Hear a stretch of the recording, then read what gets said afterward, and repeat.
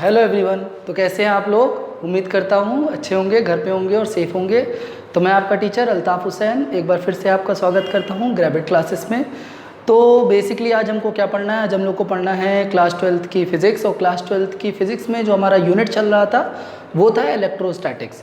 तो इलेक्ट्रोस्टैटिक्स में जो आज हम लोग टॉपिक पढ़ेंगे वो है इलेक्ट्रिक लाइन्स ऑफ फोर्स। तो चलिए बिना विलम्ब किए टॉपिक स्टार्ट कर देते हैं, electric lines of force.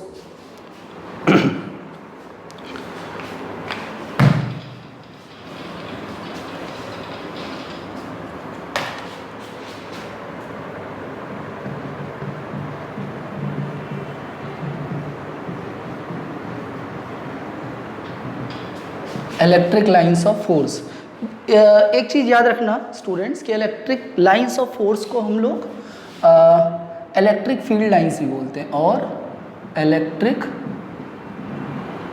Field lines, electric field lines भी बोला करते हैं इसको हम लोग, ठीक है ना। अब बात होती है कि इलेक्ट्रिक लाइन्स ऑफ फोर्स है क्या, सबसे पहले जान लेते हैं, ठीक है ना। चलो, इलेक्ट्रिक लाइन्स ऑफ फोर्स है क्या?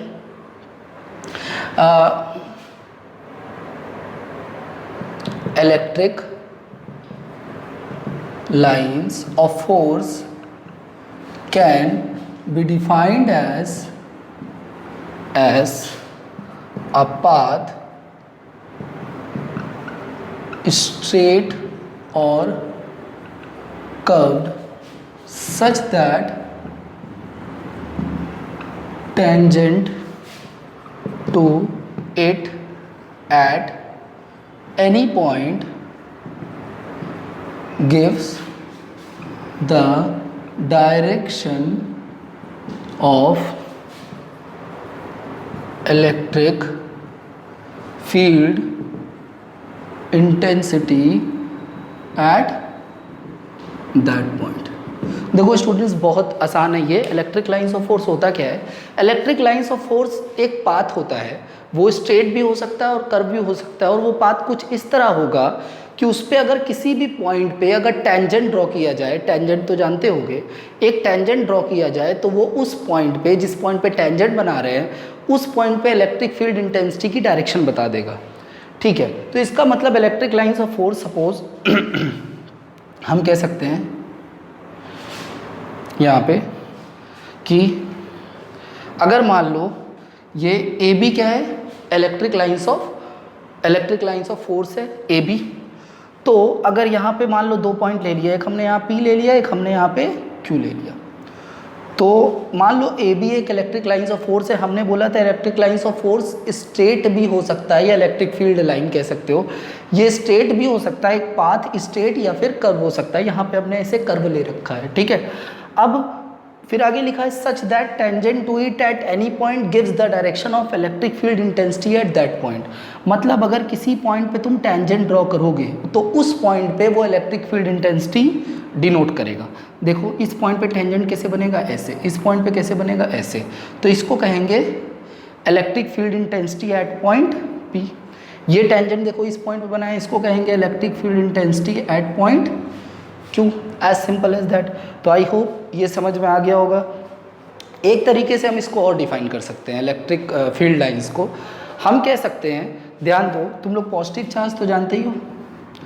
अगर एक पॉजिटिव चार्ज को इलेक्ट्रिक फील्ड में अगर छोड़ दिया जाए, एक पॉजिटिव चार्ज को अगर इलेक्ट्रिक फील्ड में छोड़ दिया जाए एकदम फ्री, तो वो जिस डायरेक्शन में मूव करेगा वही डायरेक्शन क्या होगी इसकी, वो डायरेक्शन जिस डायरेक्शन में मूव करेगा वही इसकी कहलाएगी इलेक्ट्रिक फील्ड लाइंस। तो हम ऐसे भी डिफाइन कर सकते हैं, ठीक है।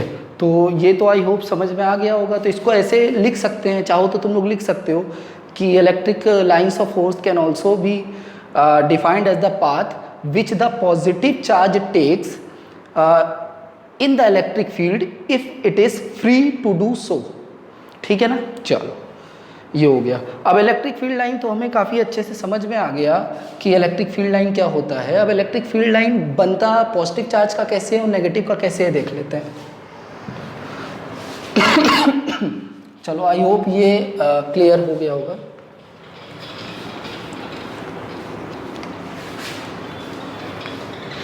कॉपी तो कर रहे होगे ना हमारे साथ, पेन और नोटबुक लेके बैठे होगे होपफुली तुम लोग, ठीक है, सारे अच्छे बच्चे ही हो यहाँ पे। ठीक, चलो इसके बाद हम कर लेते हैं इलेक्ट्रिक फील्ड लाइन। हम बना लेते हैं सबसे पहले एक बहुत चीज़ों का बनाएंगे, जैसे कि एक पॉजिटिव चार्ज का पहले हम बनाएंगे, ठीक है ना। एक पॉजिटिव चार्ज का बनाते हैं, फिर एक नेगेटिव चार्ज का बना लेंगे हम लोग, ठीक है ना। और फिर क्या बना लेंगे हम लोग, एक पॉजिटिव का बनाए, एक नेगेटिव का बनाए, फिर पेयर्स का बना लेंगे ना। जैसे कि सपोज हमने बनाया पॉजिटिव पॉजिटिव का या फिर नेगेटिव पॉजिटिव का, तो चलो वो बाद में बनाएंगे, पहले देख लेते हैं पॉजिटिव चार्ज का इलेक्ट्रिक फील्ड लाइन कैसा होता है। अगर इसकी बात करें तो पॉजिटिव चार्ज का इलेक्ट्रिक फील्ड लाइन कुछ इस तरह होगा ना। कुछ ऐसा नहीं लग रहा है ये सन है, इसमें से रेज निकल रही है सारे डायरेक्शन में, ठीक है, ऐसे ही होता है। और इसकी डायरेक्शन ऐसे बाहर की तरफ होती है। तो हम कहेंगे जो इलेक्ट्रिक फील्ड लाइन होती है या इलेक्ट्रिक लाइंस ऑफ फोर्स होती है किसी भी पॉजिटिव चार्ज का, वो रेडियली आउटवर्ड होती है। रेडियली, देखो ये रेडियस के अलॉन्ग है ना, और रेडियली किधर है, आउटवर्ड। ठीक, इसी तरह ये समझ गए होगे। नेगेटिव चार्ज का भी ऐसे ही होगी, लेकिन ये क्या होगी, रेडियली इनवर्ड, मतलब इसके सेंटर की तरफ जाएगी। बहुत आसान है, इलेक्ट्रिक फील्ड लाइन ड्रॉ करने के लिए आ सकता है एग्जाम में, 1 नंबर का आएगा, उससे ज़्यादा का एक्सपेक्ट मत करना, ठीक है ना। लेकिन हाँ, ये हमारे कंसेप्ट के लिए बड़ा ज़रूरी है, आगे हम इसके डाइपोल वगैरह पढ़ेंगे तो इसका कंसेप्ट, ये पूरा इलेक्ट्रिक फील्ड जो पूरा ये तुम्हारा एक चैप्टर है, इसमें पूरा यूज़ होगा इसका कंसेप्ट, तो इसको बड़ा ध्यान से समझना। इसके बाद हम इलेक्ट्रिक फील्ड लाइन बना लेते हैं एक पेयर ऑफ पॉजिटिव और नेगेटिव चार्ज का। ये कैसे बनेगा, पेयर ऑफ पॉजिटिव और नेगेटिव चार्ज, बड़ा आसान है, ध्यान देना इसको। पॉजिटिव और नेगेटिव में क्या होता है, फोर्स ऑफ अट्रैक्शन। ये देखो ये ऐसे जाएगा सीधा इलेक्ट्रिक फील्ड लाइन, ठीक है ना, कुछ ऐसे बनेगा, ठीक है। पॉजिटिव से नेगेटिव, बस ये ध्यान रखना है तुम लोगों को, ठीक है ना। चलो ये बाहर निकलेगा,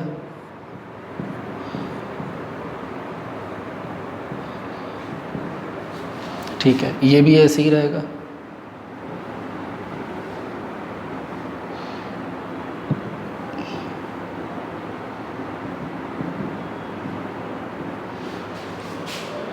ठीक है, पॉजिटिव से बाहर निकल रहा है, रेडियली आउटवर्ड है, ये देखो इधर, और इधर जो इलेक्ट्रिक फील्ड लाइन देखो जो इधर तरफ जा रही है, वो क्या कर रही है, कुछ ऐसे समझ सकते हो कि अट्रैक्ट कर रही है इलेक्ट्रिक फील्ड लाइन, कुछ ऐसे, मतलब पॉजिटिव चार्ज। हमने इलेक्ट्रिक फील्ड लाइन की अभी दूसरी डेफिनेशन क्या बताई थी, हमने लिखवाई नहीं थी लेकिन बता दी थी, होपफुली आप लोग लिखे होंगे।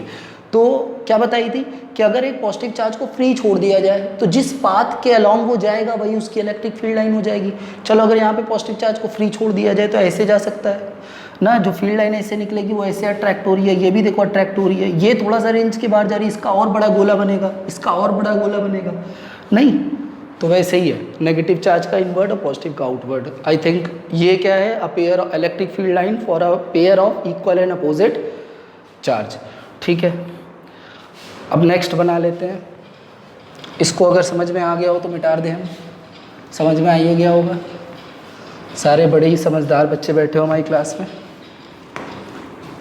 चलो इसके बाद अब तुम लोग एक्सपेक्ट कर रहे होगे कि pair of equal and opposite charge हमने कर लिया, pair of equal and similar charge कर लें, मतलब कि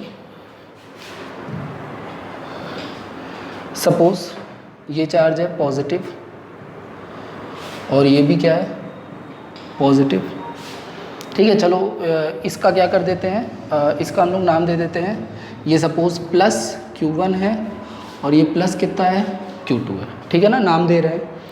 यहाँ पे नाम देने का भी रीज़न है, अभी हम एक और यहाँ पे टर्मिनोलॉजी, नई टर्मिनोलॉजी एक बताएंगे, इसलिए नाम दे रहे हैं Q1 और Q2। और यहाँ पे क्या है, यहाँ पे हमारा क्या है, यहाँ पे है Q1 is equal to Q2। अब देखो यहाँ पे कैसे निकलेगा, electric lines of force positive से किधर निकलता है, बाहर निकलता है,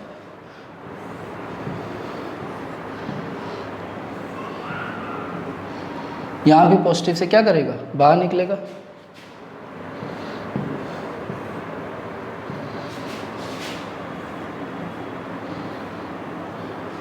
ठीक है।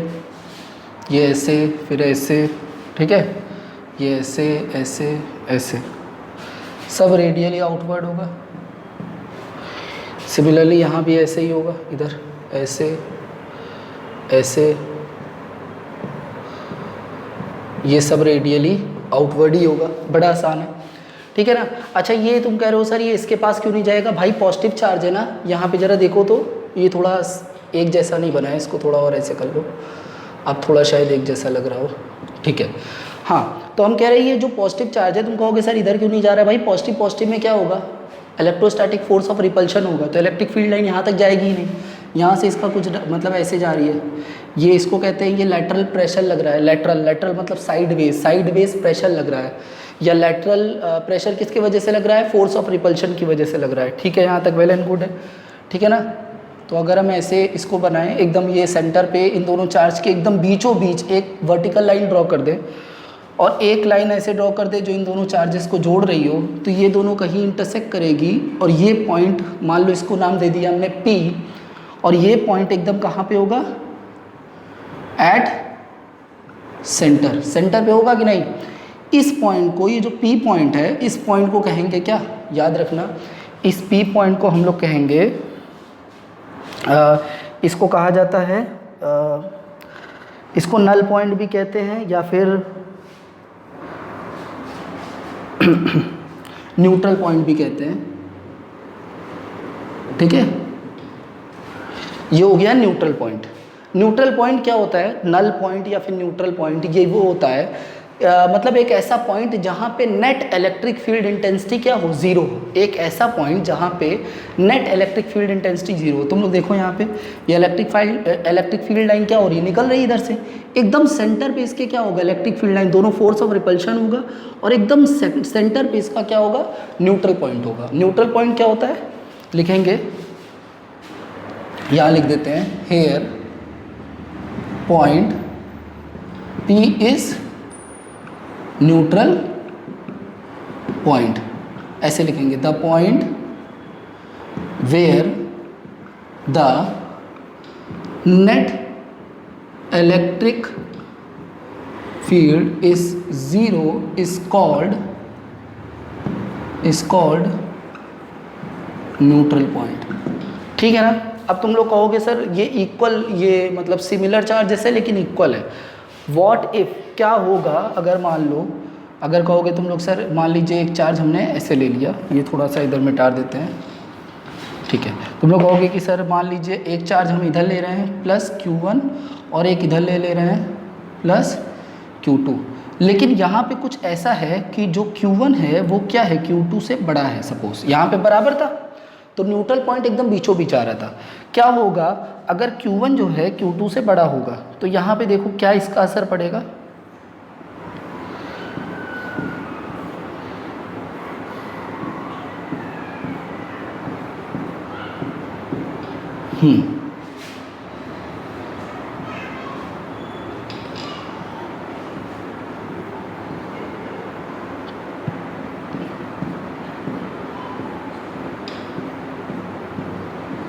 ठीक है। अब यहाँ पे देखो Q1 अगर बड़ा होगा तो क्या होगा, ये जो है ज़्यादा प्रभावी होगा, ज़्यादा इन्फ्लुएंशियल होगा, क्यों, क्योंकि ये चार्ज बड़ा है, इसका मैग्नीट्यूड ज़्यादा है, तो ये ज़्यादा रिपल्शन करेगा। तो देखो ये जो सेंटर वाली लाइन होगी, जो अभी तक सेंटर में एकदम खींच रहे थे हम लोग, ये वर्टिकल लाइन किसके क्लोज चली जाएगी, समझ पा रहे हो ना थोड़ा प्रैक्टिकली, ये किसके क्लोज चली जाएगी, Q2 के, क्योंकि ये फोर्स ऑफ रिपल्शन, ये मान लो दो आदमी क्या कर रहे हैं, एक दूसरे को पुश कर रहे हैं, तो किसका फोर्स ज़्यादा होगा, जो बड़ा, जो ज़्यादा ताकतवर आदमी होगा। ताकतवर कौन है यहाँ पे, Q1। तो देखो लैटरल प्रेशर किधर ज़्यादा लगेगा, उधर या इधर, उधर लगेगा ऑब्वियसली। तो ये जो लाइन है, वर्टिकल लाइन है जो सेंटर पे होती है, ये थोड़ी सी उधर शिफ्ट हो जाएगी, ठीक है। ये दोनों कहाँ पे इंटरसेक्ट कर रहे हैं, यहाँ पे, तो P पॉइंट क्या हो जाएगी, तुम कहोगे Q2 की तरफ शिफ्ट हो जाएगी। तो लिखेंगे यहाँ पे, if Q1 greater than Q2 then neutral point P shifts towards smaller charge Q2। तो न्यूट्रल पॉइंट किसके तरफ शिफ्ट हो जाएगा, स्मॉलर चार्ज की तरफ, जो कि Q2 है हमारे हिसाब से इलेक्ट्रिक फील्ड लाइंस। तुमको हमने डेफिनेशन बता दिया और सबकी इलेक्ट्रिक फील्ड लाइंस सबकी बनाना सिखा दी, पेयर्स की भी और इंडिविजुअल की भी। अब हमको पढ़ना है कुछ इंपॉर्टेंट 3-4 प्रॉपर्टीज़ है इलेक्ट्रिक फील्ड लाइंस की, वो पढ़ लेते हैं, दैट्स इट। ठीक है, तो इसको होपफुली कॉपी कर लिया होगा तो मिटा दें इसको। न्यूट्रल पॉइंट बड़ा इंपॉर्टेंट है, इसको याद रखना, क्योंकि ये बोर्ड में अक्सर पूछा जाता है 1 नंबर का कि व्हाट इज़ न्यूट्रल पॉइंट, या फिर 2 चार्जेस दे देता है पेयर में और पूछ लेता है न्यूट्रल पॉइंट इसमें ढूंढ के बताओ। ऐसे बहुत सारे क्वेश्चन पॉसिबल हैं बनने, न्यूट्रल पॉइंट पे क्वेश्चन अक्सर बनते हैं। ठीक है, तो इसको अच्छे से पढ़ लेना। चलो, अब है topic properties of electric lines of force. ठीक है ना, इसमें देखो प्रॉपर्टीज क्या होगी। पहली प्रॉपर्टी होगी electric lines of force is a discontinuous curve. Electric lines of force is a discontinuous curve, that is they start from positive charge and ends at negative charge, full stop. No electric lines of force exist inside the charge, inside the charge या फिर inside the charged body लिख सकते हैं हम लोग। ठीक है, देखो होता क्या है, बोल रहा है कि electric lines of force discontinuous charge होता है। अभी हम यहाँ पे चलो छोटा सा बना के दिखा देते हैं। देखो ये पॉजिटिव चार्ज था और ये नेगेटिव चार्ज था। ठीक है ना, ये ऐसे सीधा जा रहा था, अभी पढ़ा है ना हमने, ऐसे जा रहा था। चलो ये बाहर जा रहा था, हम फिर से बना दे रहे हैं थोड़ा रिकॉल कराने के लिए। हाँ चलो, ये दिख गया। तो ये पॉजिटिव, हमने बोला electric lines of force discontinuous charge होता है, डिसकंटिन्यूअस कर्व होता है। क्यों? क्योंकि स्टार्ट होता है पॉजिटिव से और एंड होता है नेगेटिव पे। देखो पॉजिटिव से नेगेटिव पे एंड हो रहा है। लेकिन no electric lines of force exist inside the charge body. क्या कोई चार्ज बॉडी के अंदर, इस बॉडी के अंदर क्या कोई इलेक्ट्रिक लाइंस ऑफ फोर्स है? बॉडी के अंदर इलेक्ट्रिक लाइंस ऑफ फोर्स नहीं होगा। इसका मतलब ये डिसकंटिन्यूअस है। कंटिन्यूअस कब होता है भाई? कोई लाइंस ऑफ फोर्स मान लो ये जो है यहाँ से स्टार्ट हो ऐसे और घूम के वापस यहीं आ जाए, इसको कहेंगे ना कंटिन्यूअस, कि जहाँ से स्टार्ट हो रहा है वहीं पे वापस आ जाए, मतलब कंटिन्यूअली चलता रहे ये। और ये क्या है? डिसकंटिन्यूअस है। देखो पॉजिटिव से स्टार्ट हुआ, नेगेटिव पे एंड कर गया, तो कंटिन्यूटी इसकी खत्म हो गई। चार्ज बॉडी के अंदर कोई भी इलेक्ट्रिक लाइंस ऑफ फोर्स नहीं होगा, ये याद रखना, पहली सबसे इंपॉर्टेंट प्रॉपर्टी। ठीक है, दूसरी प्रॉपर्टी जो होगी, सेकंड प्रॉपर्टी, ये तुम लोग जानते हो, हमने बताया था कि टेंजेंट, अगर इलेक्ट्रिक लाइंस ऑफ फोर्स पे किसी भी पॉइंट पे तुम टेंजेंट बना दोगे, मान लो ये पॉइंट क्या है? P है, तो इस पर टेंजेंट बना दोगे तो इसको कहेंगे electric field intensity at that point. तो लिखेंगे tangent to the electric lines of force gives the direction of electric field intensity at that point। क्या लिखा हमने? Tangent, tangent at any point, ऐसे लिखेंगे, tangent at any point two the electric lines of force gives the direction of electric field intensity at that point. ये अभी हम बता चुके हैं कि इलेक्ट्रिक लाइंस ऑफ फोर्स पे किसी भी पॉइंट पे टेंजेंट बनाओगे तो उस पॉइंट पे इलेक्ट्रिक फील्ड इंटेंसिटी की डायरेक्शन बता देगा। मान लो ये अभी हमने बताया था ना कि मान लो ए बी हमारी इलेक्ट्रिक लाइंस ऑफ फोर्स है और हमें इस पॉइंट पे अगर निकालना है इलेक्ट्रिक फील्ड इंटेंसिटी तो ये टेंजेंट बना दो, इस पॉइंट पे निकालना है तो ये बना दो, इस पॉइंट पे निकालना है तो ये बना दो। ठीक है, टेंजेंट बनाना तो आता है ना, सीखा होगा। ठीक है, ये दो प्रॉपर्टी हो गई। अब तीसरी जो सबसे अहम प्रॉपर्टी है इसकी, वो भी देख लेते हैं। ये मिटा दे दो प्रॉपर्टी।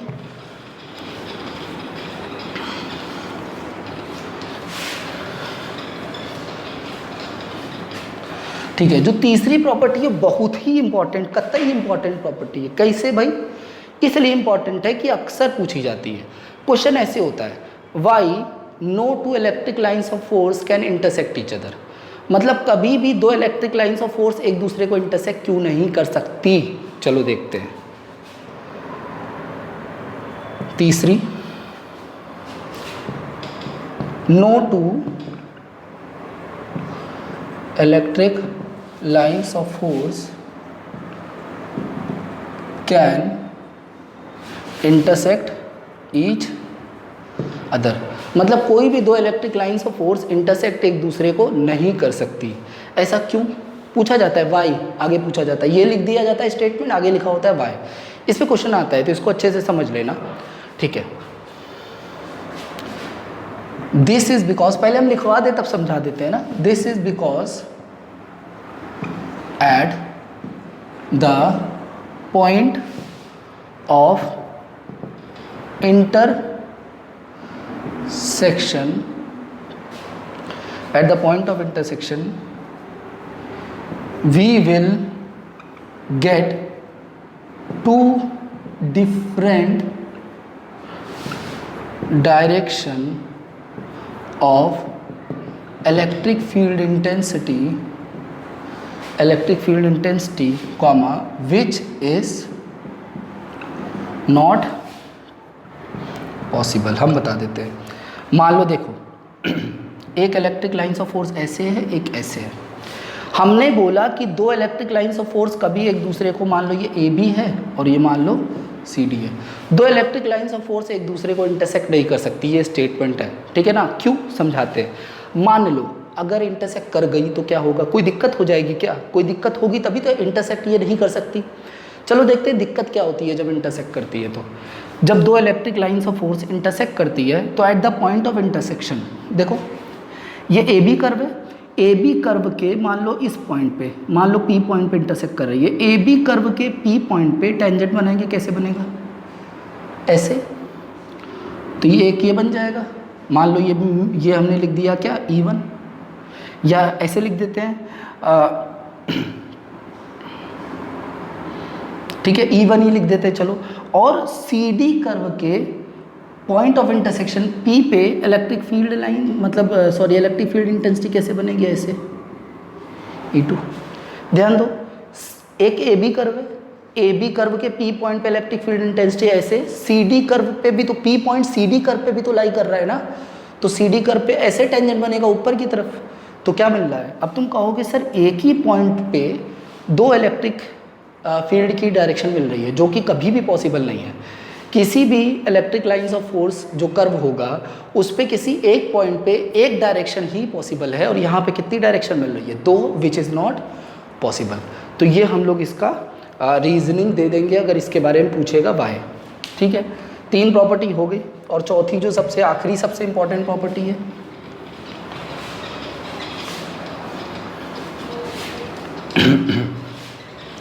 आखिरी प्रॉपर्टी कुछ इस तरह है कि इलेक्ट्रिक फील्ड लाइन जो है हमेशा सरफेस पे, चार्ज बॉडी के सरफेस से हमेशा क्या होती है, परपेंडिकुलर। तो हम चौथी प्रॉपर्टी लिखेंगे, electric field lines is always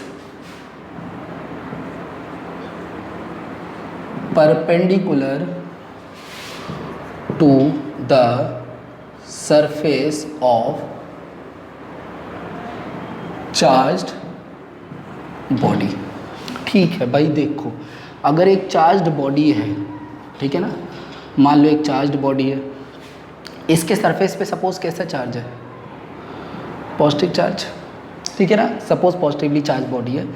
electric field line अभी हमने बताया था ना, ऐसे होती है बाहर की तरफ, मतलब इसके सरफेस पे अगर देखा जाए तो इसके सरफेस पे क्या है, परपेंडिकुलर। तुम कह रहे हो सर पॉजिटिव है तो बाहर होगा, अगर नेगेटिव होता तो क्या होता, अंदर होता, लेकिन परपेंडिकुलर तो तब भी होता ना, पॉजिटिव हो या नेगेटिव हो, सरफेस से हमेशा क्या होगा, इलेक्ट्रिक फील्ड लाइन से इलेक्ट्रिक लाइन्स ऑफ फोर्स हमेशा परपेंडिकुलर होगा। मतलब इलेक्ट्रिक फील्ड लाइन का कोई भी कंपोनेंट इसके सरफेस के पैरेलल हो ही नहीं सकता, क्योंकि किस पे रहेगा, हमेशा परपेंडिकुलर रहेगा। तो हम ये कहेंगे कि electric field lines is always perpendicular to the surface of charged body. Whatever be the charge be, either it is positive और नेगेटिव, उस पर डिपेंड नहीं करता, बस डायरेक्शन रेडियली इनवर्ड या आउटवर्ड हो सकता है, लेकिन परपेंडिकुलर तो दोनों केस में रहेगा। आई होप समझ में आ गया। अगली क्लास में हम लोग डाइपोल पढ़ेंगे, इसको आप लोग रिवाइज कर लीजिए, ठीक है ना। Till then have a nice day, take care.